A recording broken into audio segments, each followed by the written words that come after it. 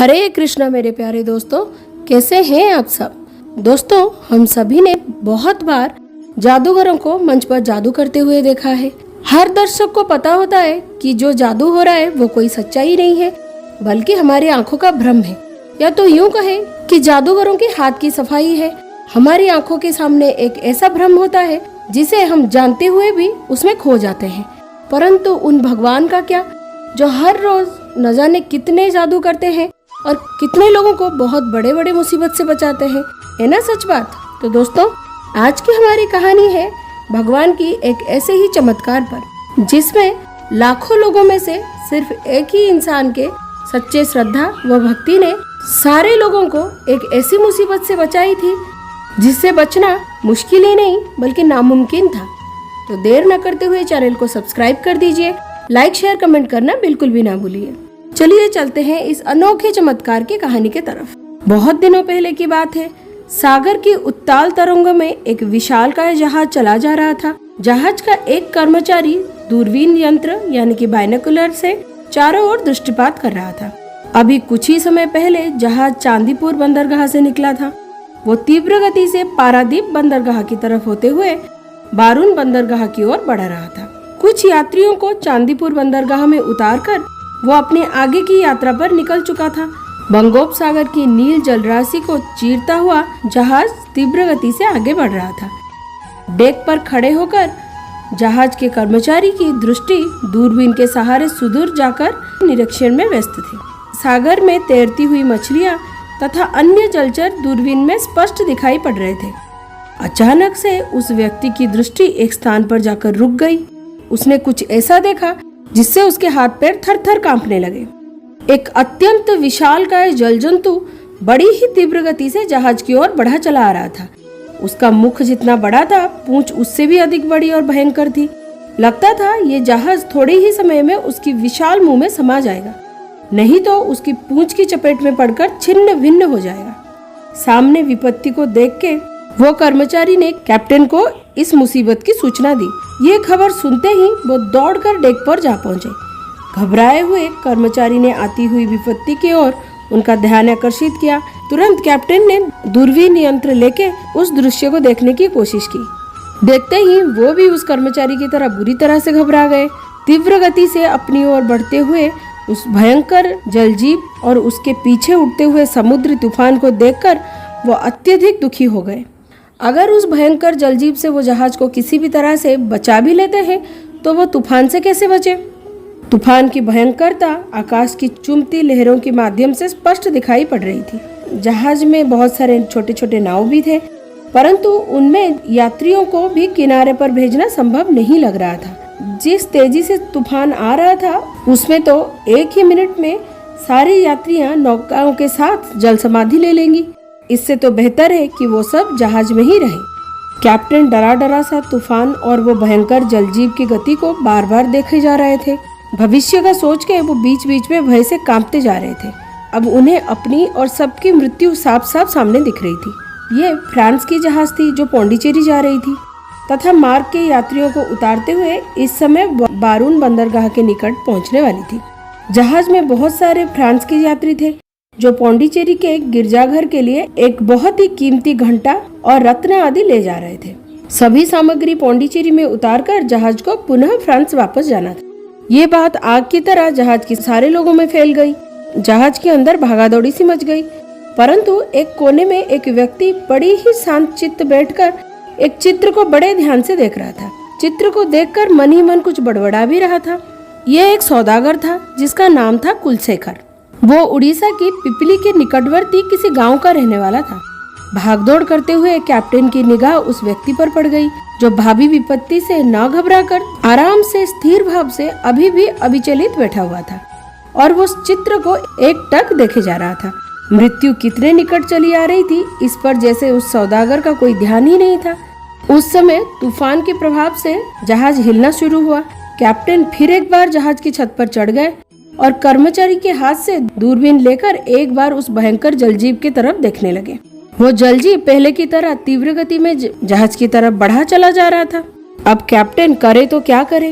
बेबस होकर अपनी मृत्यु के इंतजार करने के अलावा उनके पास भी कोई चारा नहीं बचा था। जहाज की सभी लोग भय से इधर उधर दौड़ रहे थे।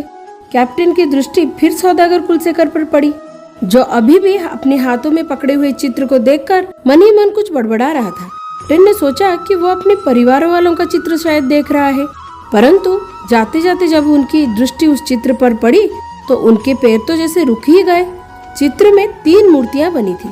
एक मूर्ति सफेद रंग की, बीच वाली पीले रंग की और तीसरी मूर्ति काले रंग की थी। काले रंग की मूर्ति के आंखें बड़े बड़े गोल गोल थे और बड़े ही आकर्षक दिख रही थी।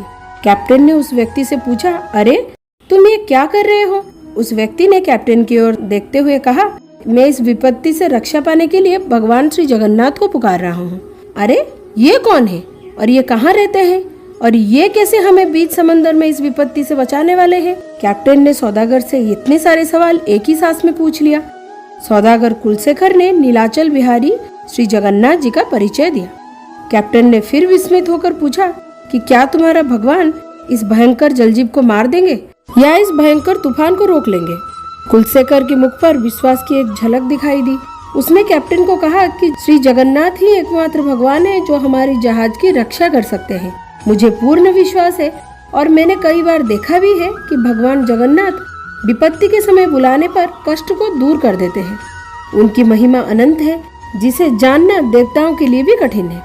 कैप्टन ने सौदागर से फिर कहा कि क्या तुम्हारा भगवान इस भीषण दुर्घटना से हमारी जहाज को रक्षा कर पाएंगे? सौदागर ने बड़े ही शांत चित्त से उत्तर दिया, मैं इसीलिए तो भगवान से प्रार्थना कर रहा हूँ। भगवान को पुकारने में देर हो सकती है, परंतु उनके आने में कभी विलंब नहीं लगता। सौदागर ने ये भी कहा कि हमारी पुकार जैसे ही उनके कानों तक पहुँचेगी, वो अवश्य ही दौड़े चले आएंगे और हम सबको इस विपत्ति से छुटकारा दिला देंगे।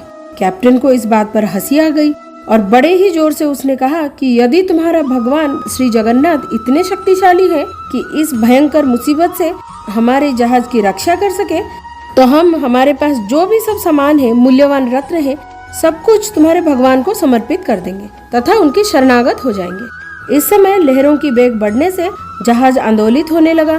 पागलों की भांति दौड़ता हुआ कैप्टन जहाज के ऊपरी भाग पर पहुंच गया। सबने स्पष्ट रूप से देखा कि बस 2-3 मिनट में वो भयंकर जलजीव जहाज को निगलने ही वाला है।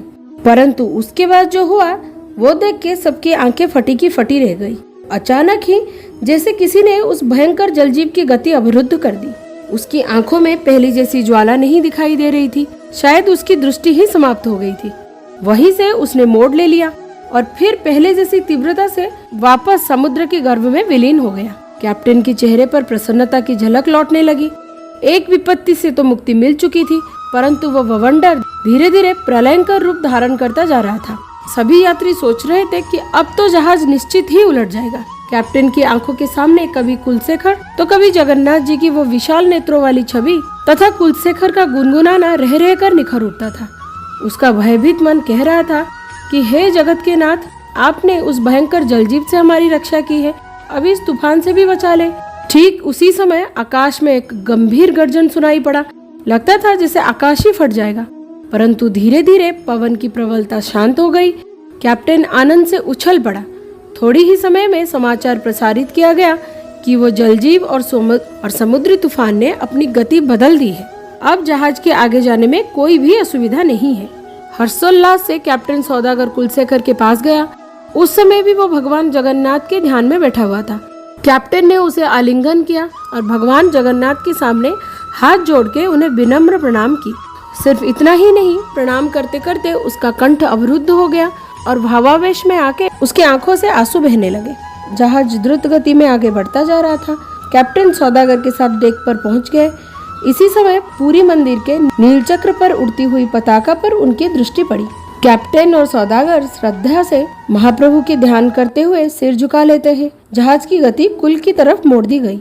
उसने अपनी प्रतिज्ञा के अनुसार सारी बहुमूल्य सामान श्री जगन्नाथ मंदिर को समर्पित कर दिया। उन सामानों में एक विशेष प्रकार का पौंडीचेरी के गिरजाघर में लगाए जाने वाला घंटा भी था, जो आज भी श्री मंदिर के पश्चिम द्वार पर है। तो दोस्तों, ये थी हमारी आज की अनोखी कहानी। उम्मीद करती हूँ कहानी अच्छी लगी होगी। अपना राय कमेंट सेक्शन में जरूर बताइएगा। मिलते हैं अगले वीडियो में और एक कहानी के साथ। तब तक के लिए हरे कृष्णा।